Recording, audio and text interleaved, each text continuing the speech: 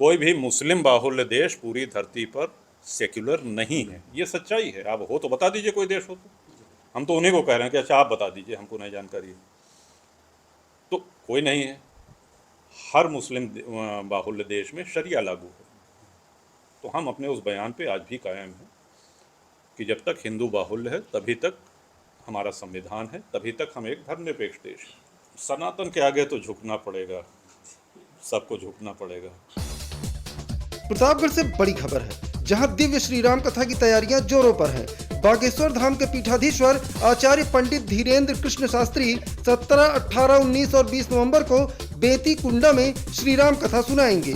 बेती हवाई पट्टी पर आयोजित होने जा रही श्री राम कथा की तैयारियों के बीच पत्रकारों से बात करते हुए जनसत्ता दल लोकतांत्रिक के मुखिया और कुंडा विधायक कुंवर रघुराज प्रताप सिंह राजा भैया ने कहा कि 4 दिवसीय दिव्य श्री राम कथा क्षेत्र के लोगों को आध्यात्मिक ऊर्जा देगी और सांस्कृतिक दृष्टि से इसका विशेष महत्व रहेगा। राजा भैया ने कहा कि कथा का आयोजन जनसत्ता दल परिवार कर रहा है। सनातन है तो संविधान भी सुरक्षित है वाले बयान पर कायम रहते हुए राजा भैया ने कहा कि भारत एक धर्मनिरपेक्ष राष्ट्र तभी तक है जब तक वह हिंदू बाहुल्य है। सभी सनातनियों को यह याद रखना होगा कि संविधान सनातन की वजह से ही बचा है। 57 मुस्लिम देश हैं, लेकिन कोई भी धर्मनिरपेक्ष देश नहीं है, इसलिए सभी को सनातन के आगे झुकना ही पड़ेगा। कोई भी मुस्लिम बाहुल्य देश पूरी धरती पर सेक्युलर नहीं है, ये सच्चाई है। आप हो तो बता दीजिए कोई देश हो तो। हम तो उन्हीं को कह रहे हैं कि अच्छा आप बता दीजिए, हमको नहीं जानकारी है। तो कोई नहीं है। हर मुस्लिम बाहुल्य देश में शरिया लागू है। तो हम अपने उस बयान पे आज भी कायम हैं कि जब तक हिंदू बाहुल्य है तभी तक हमारा संविधान है, तभी तक हम एक धर्मनिरपेक्ष देश हैं।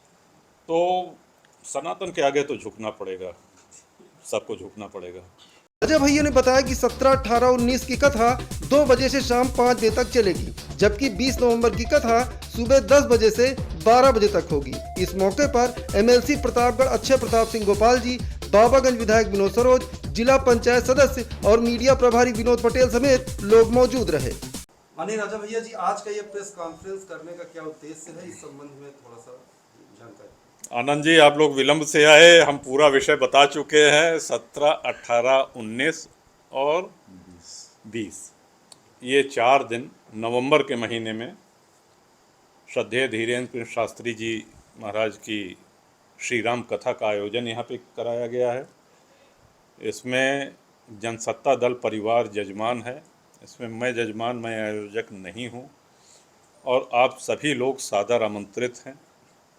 आपके चैनल के माध्यम से, आपके लेखनी के माध्यम से जो लोग देखें, जो लोग पढ़ें, वो सब सपरिवार यहाँ पे सादर आमंत्रित हैं। ये महाराज जी, एक सवाल आज बड़ा ट्रेंड कर रहा है, आपका एक बयान सनातन है तो संविधान है, और इसको लेकर के कई लोगों ने ट्रोल किया, कई लोगों ने समर्थन किया। इस पर थोड़ा सा। इस पर हमको सबसे प्रसन्नता ये है कि जिन लोगों ने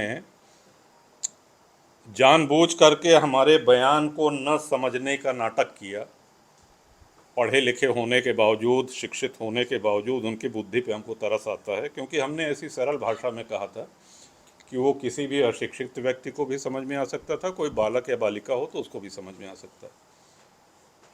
इस सवाल को, इसके पीछे जो यथार्थ है पूरी दुनिया का, भारत अगर धर्मनिरपेक्ष राष्ट्र है तो सिर्फ इसलिए कि वो हिंदू बाहुल्य है। कोई भी मुस्लिम बाहुल्य देश पूरी धरती पर सेक्युलर नहीं है, ये सच्चाई है। आप हो तो बता दीजिए कोई देश हो तो। हम तो उन्हीं को कह रहे हैं कि अच्छा आप बता दीजिए, हमको नहीं जानकारी है। तो कोई नहीं है। हर मुस्लिम बाहुल्य देश में शरिया लागू है। तो हम अपने उस बयान पे आज भी कायम हैं कि जब तक हिंदू बाहुल्य है तभी तक हमारा संविधान है, तभी तक हम एक धर्मनिरपेक्ष देश हैं। कुछ राजनीतिक, और यहाँ ये भी नहीं भूलना चाहिए कि हमारे देश का बंटवारा धर्म के आधार पे हुआ। तो धर्म के आधार पे बंटवारा हुआ। मुस्लिम लीग ने कहा कि हमको एक मुस्लिम राष्ट्र चाहिए, और इस तरह से भारत के टुकड़े हुए। बाद में जो पूर्वी पाकिस्तान है वो बांग्लादेश बना 71 में। तो ये सब सारी चीज़ें धर्म के आधार पे, मज़हब के आधार पे हुई हैं। हिंदुओं ने तो जो मुस्लिम जा रहे थे पाकिस्तान बंटवारा के समय, उस समय भी रोकने का काम किया। ये आप रुकिए, आप कुछ पूछ रहे थे। कुछ राजनेता जो सनातन पर लगातार टिप्पणी करते हैं, आज वही सनातन के को लेकर के उस पर मतलब ये कह लीजिए कि सनातन के सहयोग में बोल रहे हैं, इस पर क्या कहेंगे? जैसे सनातन का पहले विरोध करते हैं। नहीं, हम सीधी सी एक बात कहेंगे, इस धरती पे जितने धर्म हैं, जितने पंथ हैं, उन सब का आरंभ होने की एक तिथि है कि साहब फला क्रिश्चियनिटी इस तारीख से शुरू हुई, इस्लाम इस तारीख से शुरू हुआ, सिख धर्म इस तारीख से शुरू हुआ।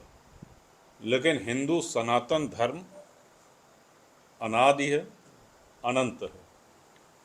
और सबसे महत्वपूर्ण बात, अन्य धर्मों को आरंभ करने वाले एक व्यक्ति, एक महानुभाव थे।